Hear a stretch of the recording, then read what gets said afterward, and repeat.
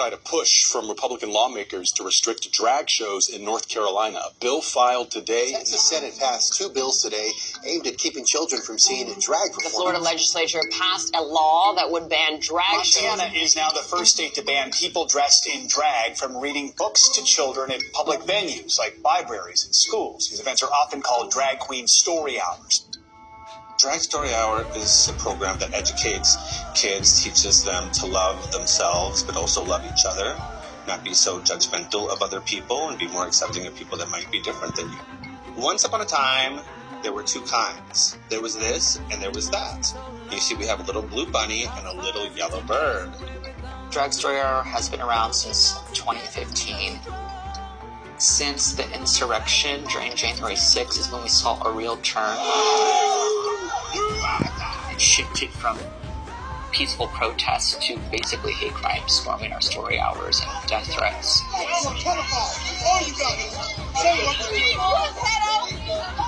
And that's where we are now. And unfortunately, Drag Story Hour is the center of this false narrative of oh, well, queer people are dangerous.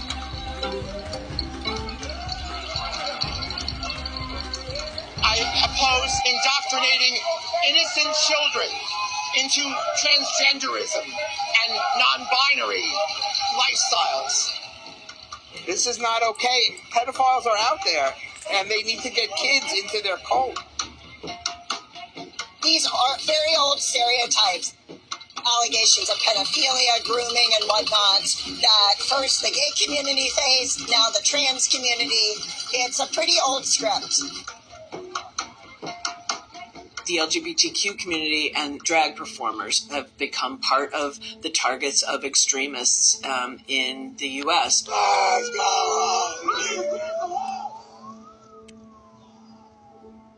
Extremists, they do come in different flavors, right? Some are straight up white supremacists, some are militantly anti-government or neo-Nazi. They all have their little differences, but what they've done is they have coalesced around different cultural issues. Drag performers are just a really easy target for them. Bags not welcome. Bags not welcome. Bags not welcome. 20 years ago, transvestites were shunned. They weren't allowed in society. They weren't allowed to be out here promoting the degenerate behavior as if it's normal, as if it should be acceptable. Evaluating this threat requires not only understanding these groups' use of paramilitary training and promotion of insurrectionist ideology, but also understanding and responding to the strategies and developing alliances through which they seek to enter mainstream American politics. The Democrats are the party of pedophiles, and their identity is the most disgusting, evil, horrible things happening in our country. This isn't just about an issue that some people may have legitimate concerns about. Maybe they are worried about their own children, and it's not just about that. It's part of a much bigger effort to really push America to the fringe. Standing up against the child sexualization. We stand in solidarity, and we stay together no more.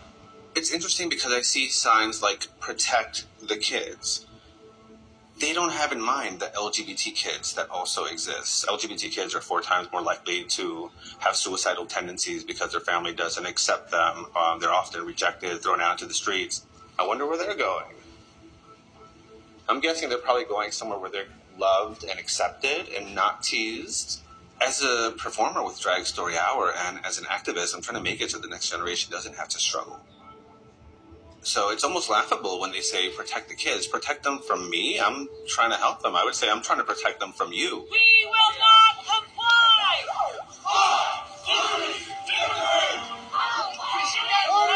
Today, Senate Bill 12, which bans children from seeing sexually explicit performances, has passed both of our chambers. It is a cycle in which these politicians, through legislation like this, normalize and embolden this violent extremism.